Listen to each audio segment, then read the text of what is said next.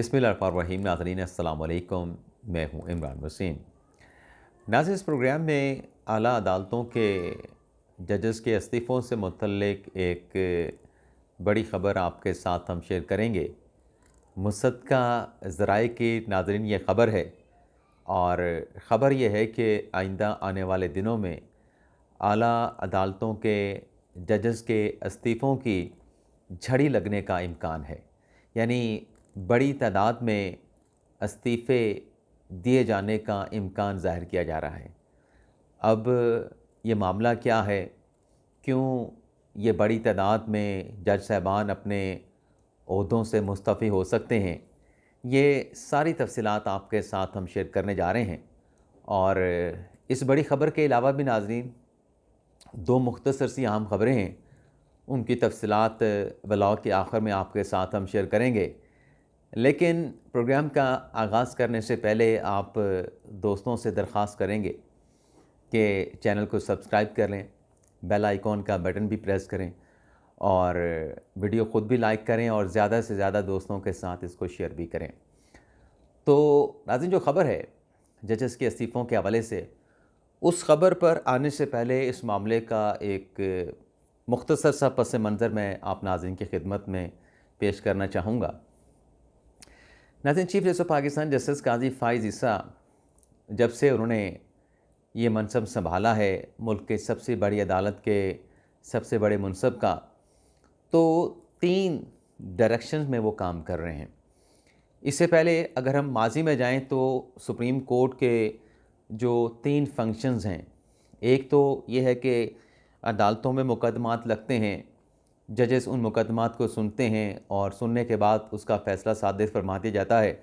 ये एक जो आप कह लें कि फ़ंक्शन है सुप्रीम कोर्ट का, ये तो चल रहा था। केसेस आ रहे थे, केसेस डिस्पोज़ ऑफ हो रहे थे, नए केस रजिस्टर किए जा रहे थे।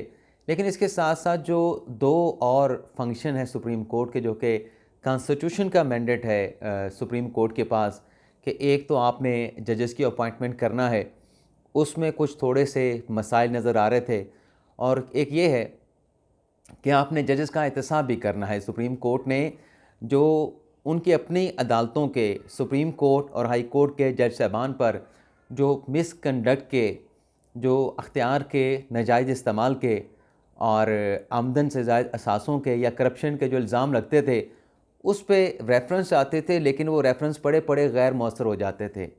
लेकिन जब chief justice of Pakistan justice Qazi Faez Isa साहब ने मनसब संभाला, तो सबसे पहले तो जो जुडिशल साइड है, जो इंसाफ की फराहमी का जो एक सबसे बड़ा फंक्शन है सुप्रीम कोर्ट का, उसमें उन्होंने ये काम किया कि शफाफियत लाने के लिए जो प्रैक्टिस एंड प्रोसीजर कानून है, उस कानून को पर समाअत करने के लिए फुल कोर्ट तश्कील दिया।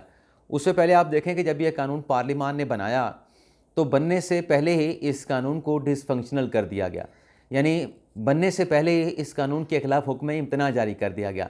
लेकिन काज़ी फ़ाइज़ साहब ने पूरी अदालत बिठा दी, पूरे सुप्रीम कोर्ट के जजेस बिठा दिए, और उसमें फिर फ़ैसला हुआ कि जो सो मोटो का अख्तियार है, जो आर्टिकल 184(3) की दरख्वास्तें आती हैं, उस पर बेंच कौन बनेगा, कैसे बनेगा, कौन बनाएगा, अकेला चीफ जस्टिस बनाएगा। तो उस पर फ़ैसला हो गया कि प्रैक्टिस प्रोसीजर कानून के तहत जो कमेटी है, वो बेंचेस बनाएगी, वो केसेस की फिक्सेशन करेगी, सो मोटो के मामलात का जायज़ा लेगी, आर्टिकल 184(3) के दरख्वास्तों का जायज़ा लेगी, और इस तरीके से जो शफाफियत है उस पर सुप्रीम कोर्ट ने चलने का फ़ैसला किया। उसके बाद आप देख लें कि अभी परसों जो सो मोटो लिया गया है क्लाशनकोव कल्चर के ख़ात्मे के हवाले से, SMG राइफ़ल्स जो कि ममनुआ असलहा है, उसके ख़ात्मे, उस कल्चर के ख़ात्मे के हवाले से तो अस खुद नोटिस लिया, और काज़ी फ़ाइज़ साहब ने उसको कमेटी को रेफ़र कर दिया कि कमेटी में ये मामला भेजा जाए। तो ये साइड भी काज़ी फ़ाइज़ साहब ने इसमें अपना सुप्रीम कोर्ट का एहतसाब करने, बल्कि एक और नुक्ता जो रह गया है कि काज़ी फ़ाइज़ साहब ने वो बड़े बड़े केसेस जिन पर माजी के चीफ जस्टिस साहबान ने हाथ नहीं डाला, उनको कारपेट के नीचे रख दिया गया। जैसे परवेज़ मुशर्रफ की गद्दारी का मुकदमा था, भुट्टो का रेफरेंस था, फैज़ाबाद नज़रसानी का केस था, मलिक रियाज हुसैन का केस, जो इंस्टॉलमेंट उसने देनी थी वो इंस्टॉलमेंट देनी उन्होंने बंद कर दी। तो काजी फैसल साहब ने ये पुराने केसेस निकाल के इनको डिसाइड करना शुरू कर दिया, इलेक्शन की तारीख भी लेके दे दी। तो ये साइड काजी फैसल साहब ने चलाई और कोई समझौता, कोई कंप्रोमाइज़ नहीं किया।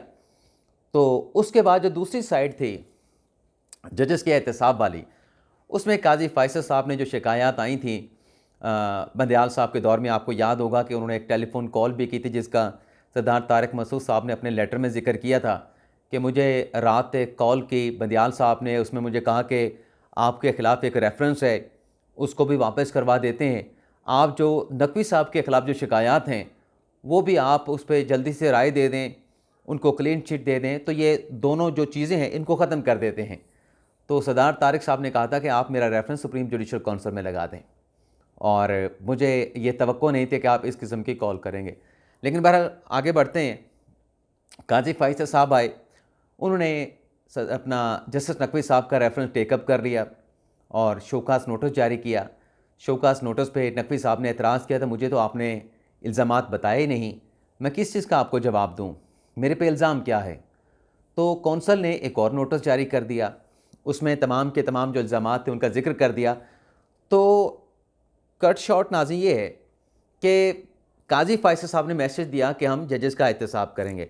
अच्छा, जब ये एहतसाब का प्रोसेस शुरू ही हुआ था कि नकवी साहब ने मामला सुप्रीम कोर्ट में चैलेंज किया। सुप्रीम कोर्ट के 3 रुकनी बेंच ने नकवी साहब को हुक्म इम्तना देने की जो इस्तदाद थी उसको रद्द कर दिया।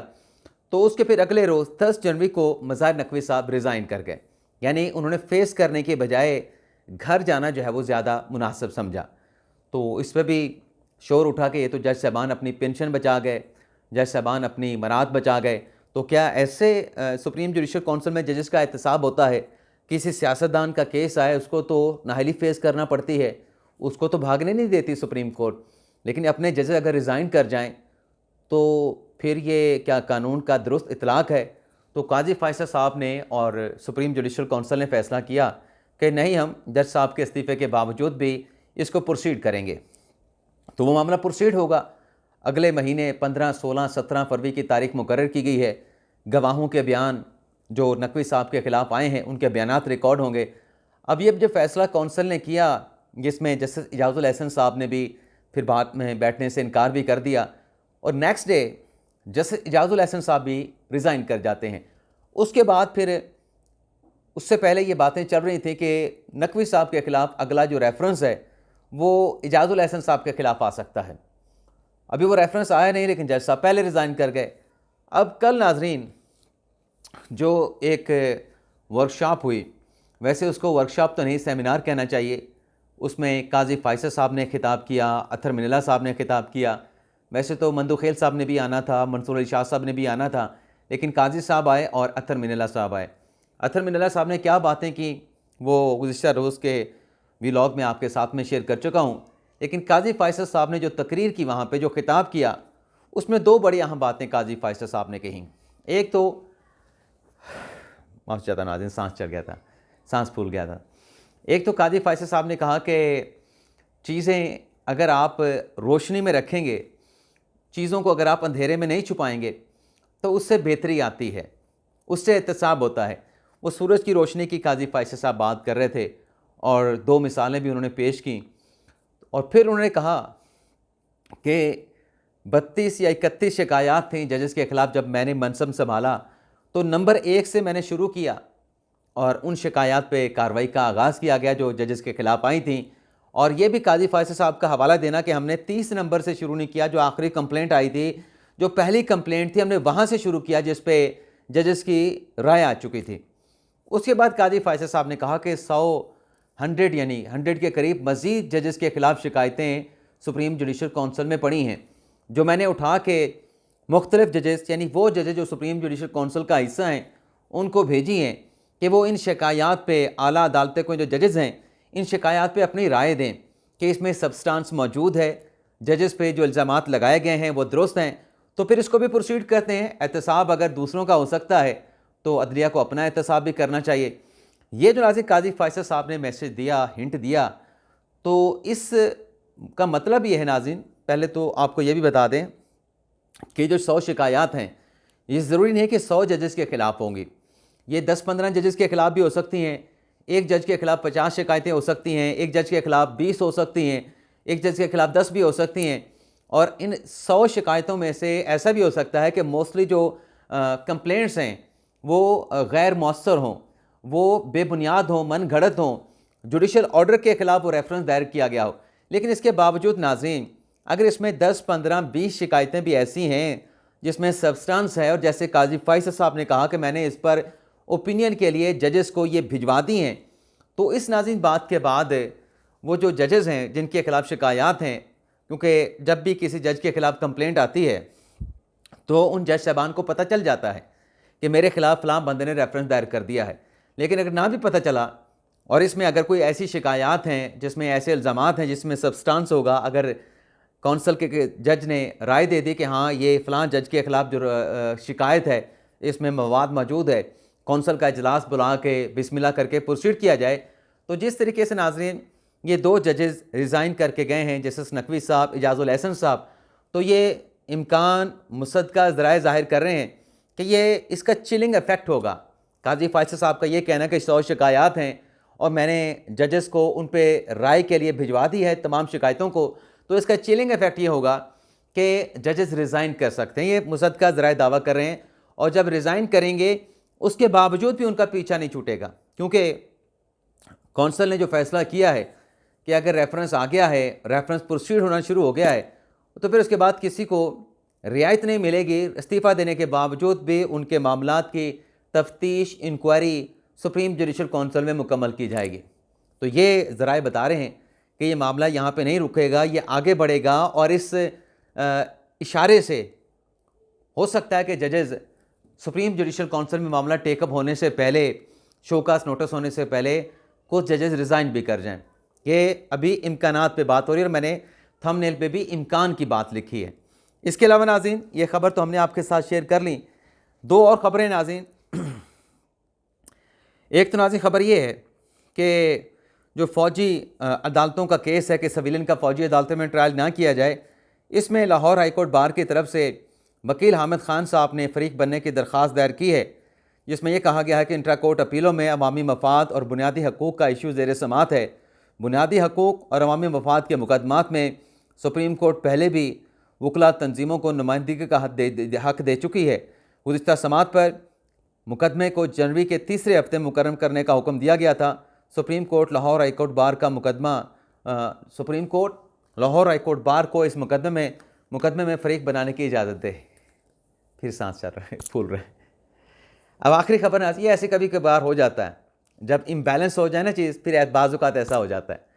और आखिरी खबर नाज़रीन ये है कि वो जो मिसिंग पर्सन के हवाले से काजी फैसल साहब ने एक हुक्म जारी किया था कि हुकूमत ये यकीन दहानी दे, अटॉर्नी जनरल साहब से कहा था कि कोई भी शख्स लापता नहीं होगा।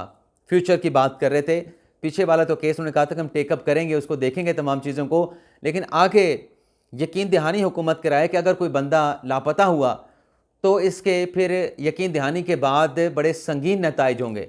तो ये जो ऑर्डर था काजी फैसल साहब का, उनके 3 रुकनी बेंच का, ये अटॉर्नी जनरल साहब ने मुतल्लिका इदारों को भिजवा दिया है और उनसे कहा है कि सुप्रीम कोर्ट इस मामले की यकीन दहानी कराए और आइंदा तारीख पर यकीन दहानी करवानी है। तो ये भी नाज़रीन एक और साइड के ऊपर एक बड़ी डेवलपमेंट है, एक बड़ी ख़बर है। तो यही ख़बरें नाज़रीन आपके साथ शेयर करनी थी, और आपसे इजाज़त चाहते हैं। आज संडे का दिन है और आज कोशिश करेंगे कि आपके साथ राब्ता रहे, लेकिन कुछ मसरूफ़ियात हैं, कुछ घरों पे जाना है मुलाकात के लिए, और किसी का अयादत करनी है, किसी का हाल अहवाल जानना है, तो दुनियादारी भी ज़रूरी है। तो कोशिश करेंगे कि अगर कोई ख़बर बड़ी आई तो आपके साथ ज़रूर शेयर करेंगे, लेकिन आज अगर कोई व्लॉग ना हो सका, उससे आपसे पेशगी माज़रत चाहते हैं, इजाज़त चाहते हैं नाज़रीन। अल्लाह हाफ़िज़।